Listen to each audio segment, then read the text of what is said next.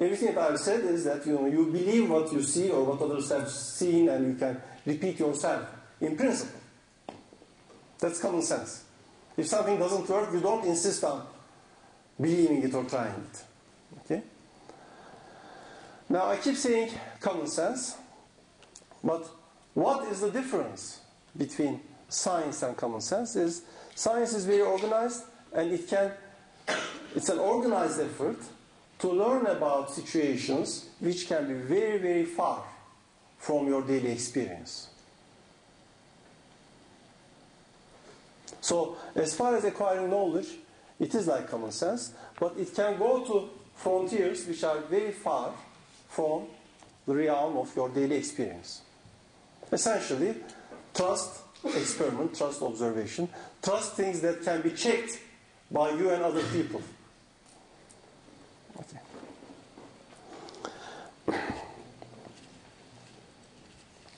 Now this means checking something is very important. It's fundamental to make experiments or to make observations. Is essential to get knowledge about the world. Well, checking something means you are really checking it. So before you check, you don't know what the result is. You may have a guess that the result will come out like so and so, but when you actually do the experiment, before you do the experiment, you don't know whether your guess is right. In fact, that's why you do the experiment. If your guesses were always right, you would never do any experiments. Okay? You will be some kind of very successful soothsayer, falcı. Okay? But that's also a matter of experience that it doesn't work. So, if something is based on experiment, that means before doing the experiment, you can make a very intelligent guess, but you also know that since you are testing it, it may turn out to be false. So the crucial property of science is that it is falsifiable. Any proposition, any hypothesis in science must be something that you can, or somebody can, in principle, test in such and such a way. And it gives the potential of being false.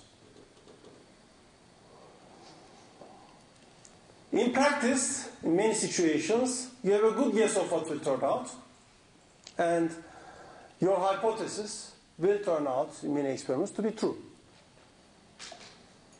But as a fundamental philosophical property of science, the potential to be false is more important. That's what distinguishes science from other forms of knowledge or belief. Because in belief, in religious or philosophical belief, you don't test whether it's right or wrong by experiment. You may have very good reasons and you believe it, but that's not science. Okay? In science, essentially what you do is you learn on the basis of testing. Therefore, before you do the experiment, before you do the observation, what you think is right, you also know somewhere in your mind that it can be wrong.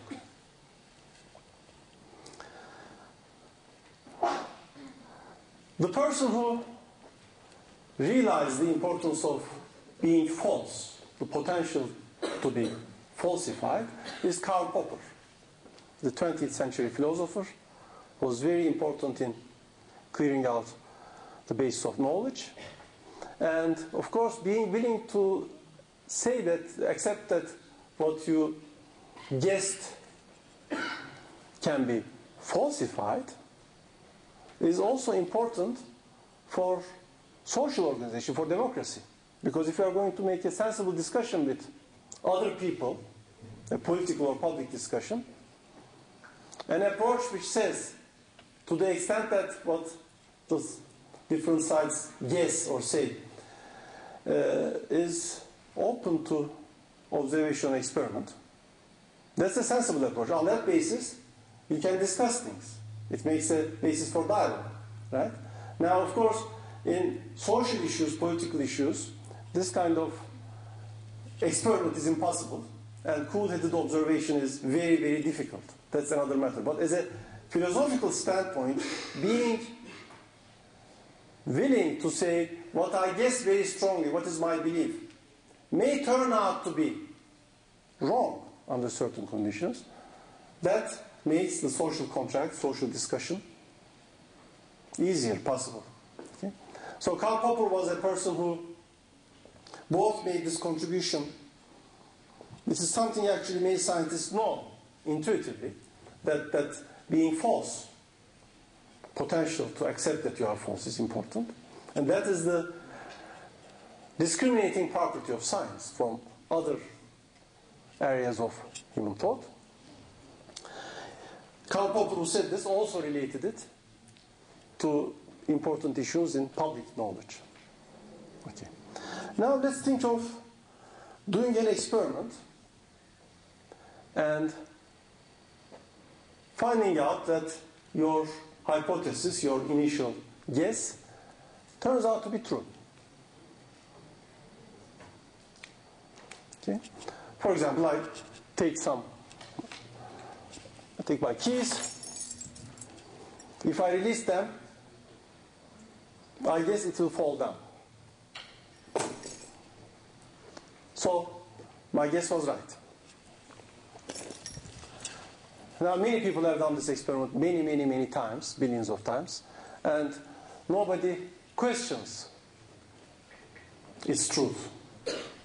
Why? Because it has been tested a very large number of times.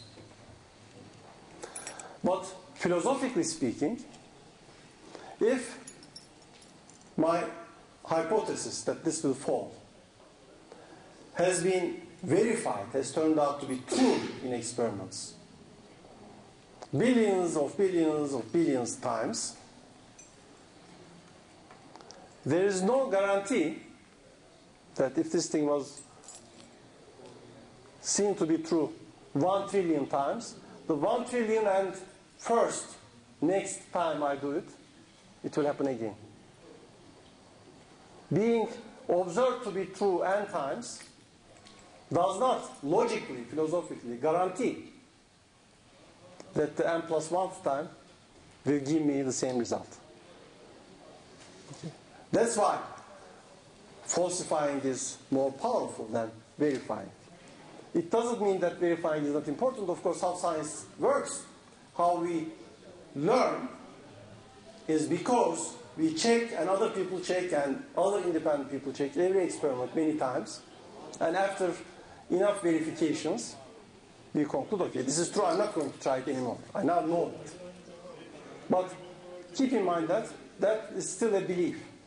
That if something has been verified, seen to be true in experiment, a very large number of times by a large number of other people, different people, there is no guarantee before testing that it will be true the next time.